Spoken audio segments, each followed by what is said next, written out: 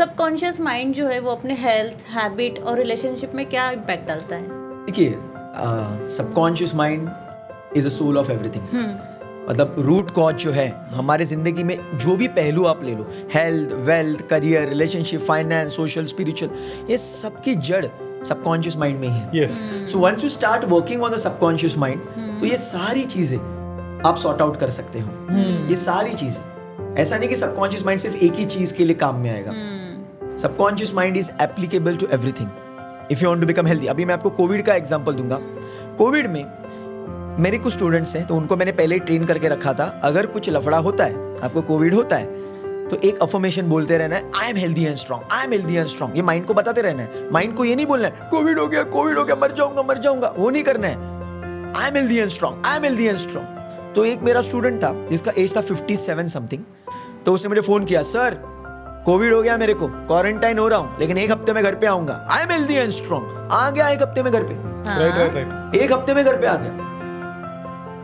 और एक फैमिली थी जो पूरी फैमिली कोविड से फंस गई थी, तो उनको मेरे ट्रेनिंग के बारे में पता था, तो उन्होंने भी आई एम हेल्दी एंड स्ट्रांग बोलते रहा, वो बाहर आ गए।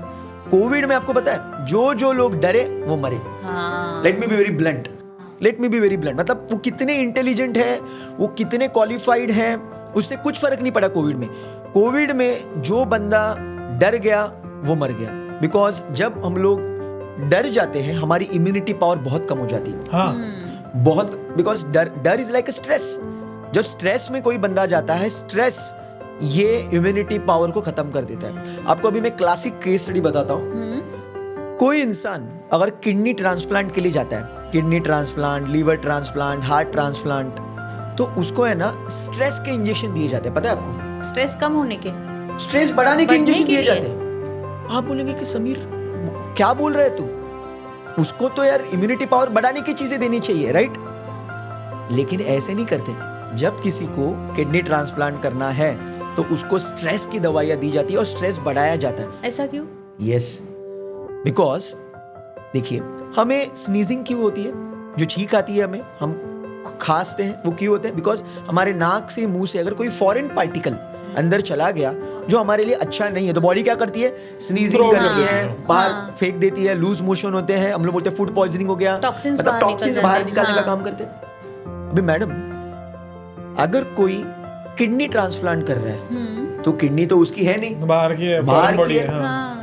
फॉरेन बॉडी की, हाँ, वो किडनी मैचिंग होती है, 80-90% वगैरह मैचिंग होती है, लेकिन तो भी ये फॉरेन पार्टिकल है, और इतना सा थोड़ी ना है, इतना बड़ा फॉरेन पार्टिकल है। जब वो बॉडी के अंदर जाता है तो बॉडी बगावत कर देती है, ये कौन आ गया, इसको खत्म कर दो।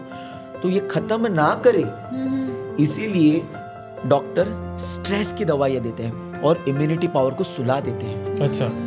इम्यूनिटी पावर खत्म बंदे की, तो इम्यूनिटी पावर खत्म तो क्या होता है? वो नया किडनी आया ना बॉडी में, रिएक्ट नहीं करेगी बॉडी रिएक्ट नहीं करेगी, और नया किडनी क्या करेगा? डीएनए मैचिंग करते रहेगा 1 साल के लिए। सब लोगों को बोलेगा, ए भाई बहन, आपका ही साथीदार हो, आपका ही पार्ट हो। और 1 साल में फिर उसकी फील्डिंग लग जाती है, उसकी फ्रेंडशिप हो जाती है, और फिर 1 साल के बाद उसकी स्ट्रेस की दवाइयां बंद की जाती है। So this is the positive use of a stress in the medical science.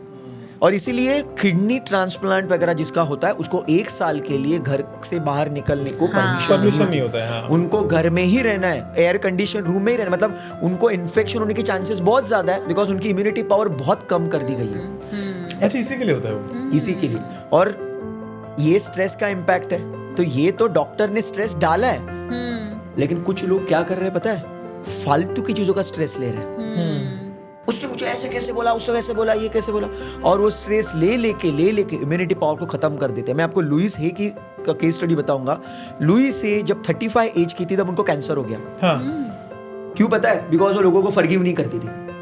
वो बहुत अच्छी लेडी थी, उन्होंने बहुत अच्छा काम किया लोगों के लिए, लेकिन लोगों को बहुत ज्यादा तकलीफ हुई उससे, और लोगों ने उसको बहुत ज्यादा अब्यूज किया, फिजिकली, मेंटली। तो उसको यही था ना कि यार मैं इतनी अच्छी हूं, मैंने इतना अच्छा काम किया, तो लोग मुझे ऐसा क्यों बिहेव करते हैं? और वो फिर फॉरगिव ही नहीं कर पा रही थी, और उसको कैंसर हो गया। बट बाय गॉड्स ग्रेस किसी ने तो उसको बोला कि फॉरगिव करना शुरू करो। उसने लोगों को फॉरगिव किया, खुद को फॉरगिव किया। She came out of the cancer and she lived till 90 and she wrote multiple best seller book so एक उनका बेस्ट सेलर किताब है you can heal your life, जिसको मल्टीपल लैंग्वेजेस में ट्रांसलेट किया गया है। सो मैं आपको इतना ही बताऊंगा, अगर कोई बंदा कांस्टेंट स्ट्रेस में रहेगा तो वो काम से गया। वो स्ट्रेस कोई भी हो सकता है, तो इसलिए स्ट्रेस को मैनेज करना बहुत ज्यादा जरूरी है। और आज कॉर्पोरेट वर्ल्ड में आप देख रहे हो, लोग हाईली क्वालिफाइड है, मतलब पीएचडी होल्डर्स, गोल्ड मेडलिस्ट, ये वो, लेकिन वो सुसाइड कर रहे हैं, या फिर उनको हार्ट डिजीज हो रहा है, किसी को कैंसर हो रहा है, किसी को ब्लड प्रेशर हो रहा है। क्यों? बिकॉज जूनियर केजी से लेके पीएचडी तक माइंड को कैसे कंट्रोल करता है किसी ने नहीं सिखाया।